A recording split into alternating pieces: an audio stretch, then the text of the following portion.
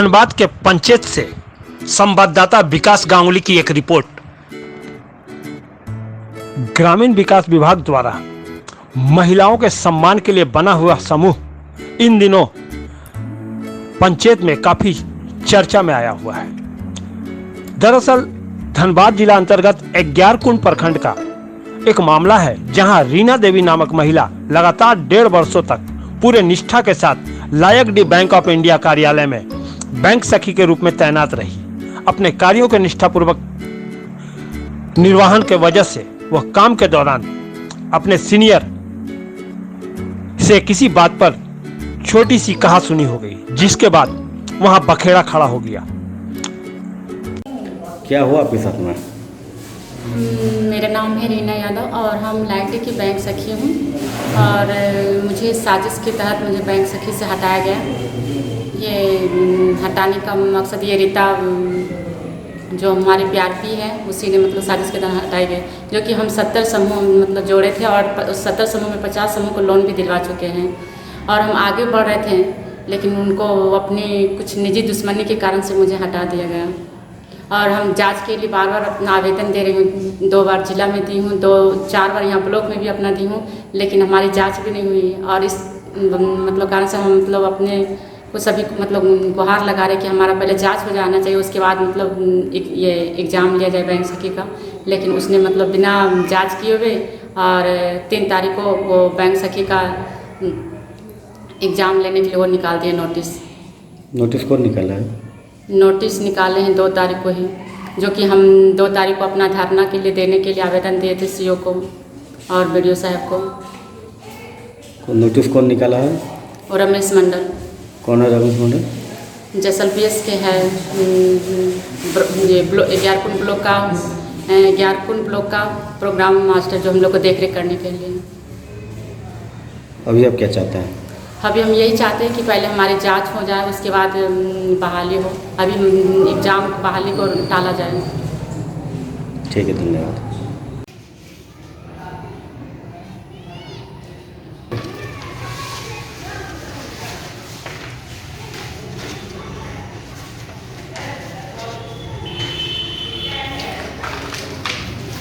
क्या हुआ अभी तक?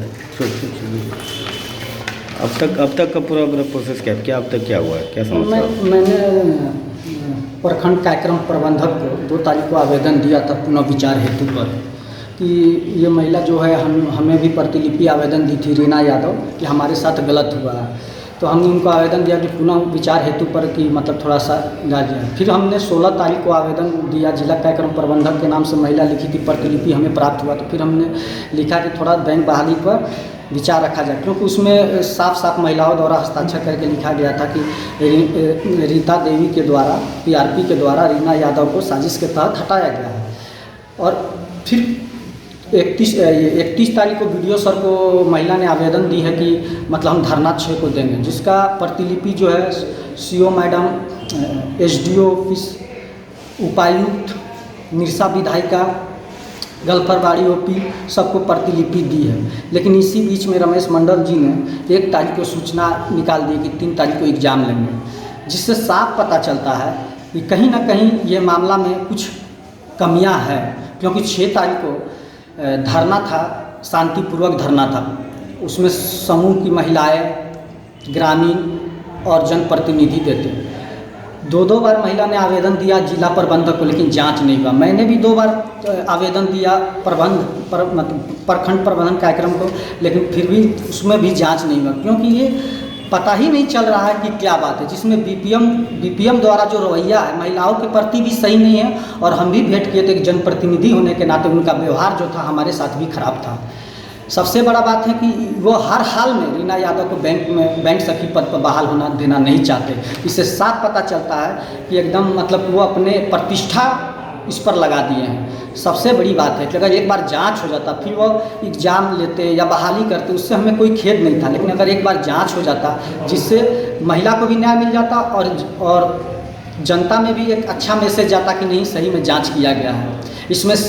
इसमें बड़ा से बड़ा लापरवाही जिला प्रबंधन कार्यक्रम महोदय का है, क्योंकि अगर वह सही से आके उनकी टीम जांच करती तो आज ये दिन देखना नहीं पड़ता। एक महिला को दौड़ना पड़ता है SDO ऑफिस, उपायुक्त निरसा विधायिका के पास एक महिला को दौड़ना पड़ता है गलफरबाड़ी ओपी बीडीओ सीओ के पास। बताइए, एक महिला के सम्मान के लिए जिस समूह को बनाया गया है उस समूह में महिला का ही सम्मान नहीं रहेगा तो फिर क्या समूह चलेगा?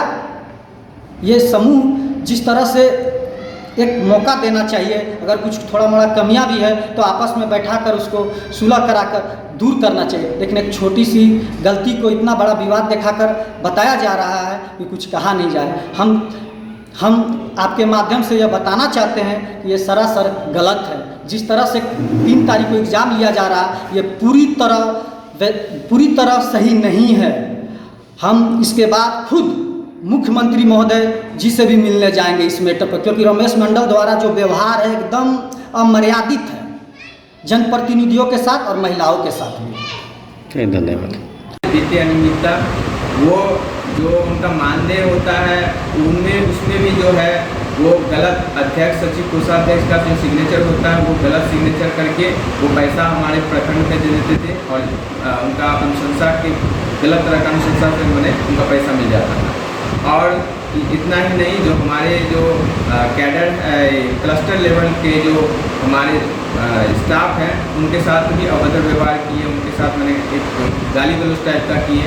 उनको जब समझाने गए तो उनको समझना नहीं चाहिए, उनको एक अलग सा एक मैंने अपने शक्ति पर एक अलग ही घमंड थी जो हमें तो कोई हटा नहीं सकता है। और ये चीज़ हमारे सामने नहीं बल्कि ये समूह ग्राम संगठन के सामने उन्होंने ये सब सारा बात कहा है। उसके बाद CLF के बैठक में भी सारा चीज़ का चर्चा हुआ है। दीदियाँ थी वहाँ पर, लगभग 70 की संख्या में दीदियाँ थी जो सारा लोग वहाँ पर जो उनके सामने जो हुआ था एक लोग उस पर अपना बयान दिए हुए हैं और उसका सब कागजी रिपोर्ट भी है जो कि हमने आपको दिखाया भी है। उनका जो हमारा यहाँ से नहीं होना है, हमने कोई उनको अपने स्तर से नहीं निकाला बल्कि ग्राम संगठन का अनुशंसा CLF में किया और CLF ने पूरा जाँच कर और जाँच उनके सामने ही किया गया।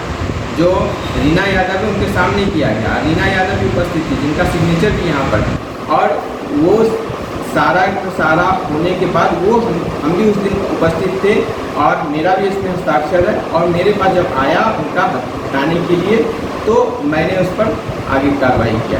अब जो उनको रखना है या नहीं रखना है वो निर्णय जो जिन पर वो गाली गलौज किए या जो CLF है उनके जो हटाए हैं वो जाके वहाँ से अगर हमको अनुशंसा फिर से आ जाता है कि वास्तविक में उनको मौका देना चाहिए या नहीं देना चाहिए। लेकिन वो उन्होंने क्या किया, हर बार क्या कर रही हैं, जो किसी व्यक्ति के घर में जाके दिन भर उनके घर में बैठकर उनसे मैंने परेशान उनको करके मुझे भी परेशान किया गया। इतना ही नहीं, जो जनप्रतिनिधि के माध्यम से तो किसी के माध्यम से हमको परेशान भी किया जाता है कि आपने हटाया क्या माध्यम क्या। हमने हमेशा बताया जो हमने जब भी किया है तो ये कागज़ के रूप में पूरा का पूरा कागज़ का प्रोसेस के अनुसार किया है। हमने कभी मेरा कोई जातिगत कोई उनसे दुश्मनी नहीं। वास्तविक में जो मेरे सभी दीदियाँ, एक दीदियाँ नहीं है बल्कि मेरे सैकड़ों हजारों दीदियाँ हैं इस प्रखंड में, और उनका जब सभी सामूहिक रूप से उनके विपक्ष में उनका बयान है तो हम किसका बात को मानते हैं। और वास्तविक मेरे सामने जो घटित हुई है मैंने सब देखा है, संज्ञान में मेरी आई और मैंने भी देखा है, तो मैं उसे क्यों ना उस पर कार्रवाई करूँ। अगर इस तरह से कार्रवाई नहीं किया जाएगा तो जैसे ये धीरे धीरे बर्बाद हो जाएगी, क्योंकि सबको लगेगा जो कुछ भी कर देंगे जनप्रतिनिधि के माध्यम से या हमारे पदाधिकारी के माध्यम से उनके पास जाकर हम उनको बताएंगे जो गलत तरीका से हुआ है और उनको वापस हो जाएगा। तो ये वास्तविकता है जो ये JSLPS धीरे धीरे और समूह जो जिताओं की दीदियाँ हैं वो धीरे धीरे जिनके अनियमितता करते जाएंगी, वित्तीय अनियमितता करते जाएंगी, गलत तरह से पैसा लेन देन भी करते रहेंगी, हम लोग उसको हटा नहीं पाएंगे और ये धीरे धीरे बर्बाद हो जाएगी। और जो विक्टिम है जो जिनके साथ इस तरह से व्यवहार हुआ है वो भी हमारे सामने ही है और उनसे भी आप बात कर सकते हैं।